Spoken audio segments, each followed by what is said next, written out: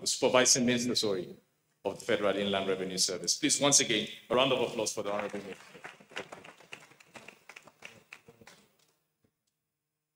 Your Excellency, Mr. President, distinguished guests, ladies and gentlemen, please permit me to stand on the already established protocols.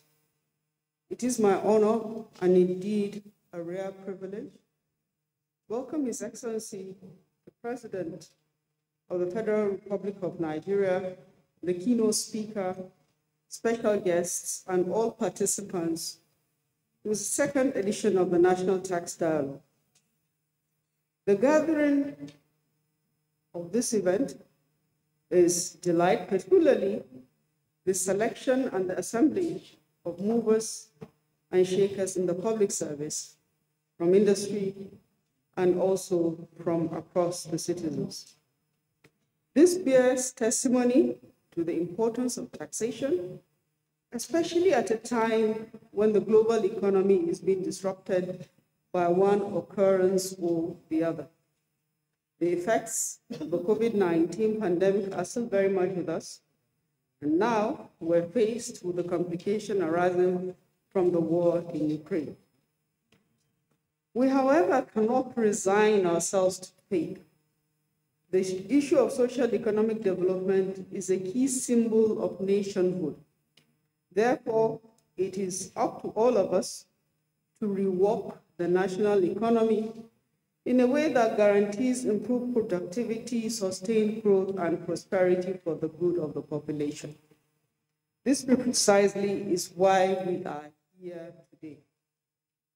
The National Tax Dialogue is designed to engage stakeholders in the Nigerian tax space in a meaningful discourse so as to glean information, ideas, and experience in the taxation space to aid policy formulation and improve tax environment.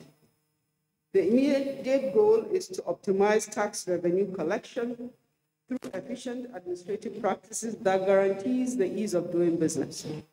Your Excellency, in order to achieve the stated objectives, the fiscal team has embarked on incremental reforms of the tax systems through the instruments of the Annual Finance Act.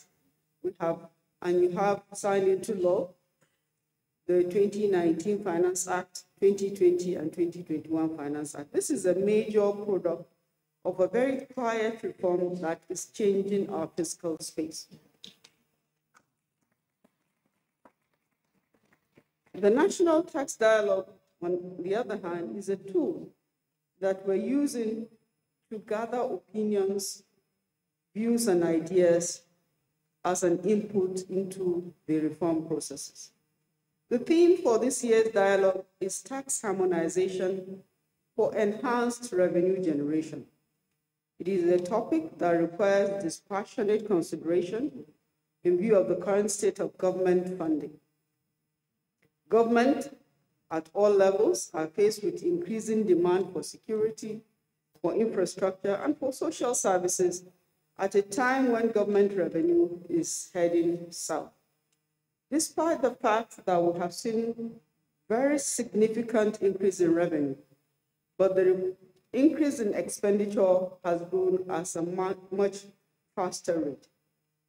A knee-jerk reaction of introducing new taxes is not a solution, and we have not done that because it will improvise the people contrary to the government's goal of lifting people out of poverty.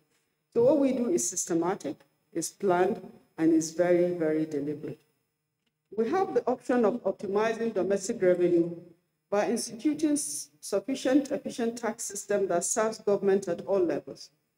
This is the story in major economies, and it has to be the story of Nigeria. Your Excellency, as you meet with the high net worth individuals over dinner today, I want to remind you that you approved and we have been implementing the Road Infrastructure Tax Credit Scheme. It has become popular, and we have had different investors that have uptaken this scheme and are participating. It has become so interesting to the taxpaying public that we're having requests for similar schemes to be built around the healthcare sector and the education sector.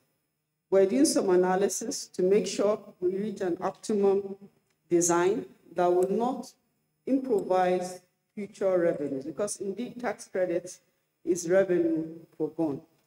Your Excellency, I want to also just remind us of the tax revenue objective of the federal government, and the three main objectives are to develop our economy that does not lean too heavily on resource wealth.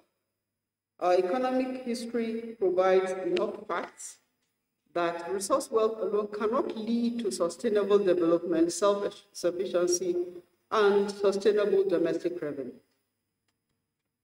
Second objective is to institutionalize a healthy tax culture amongst Nigerians. The right attitude towards taxation will enable every Nigerian to become a co-guardian of the tax system and the Commonwealth.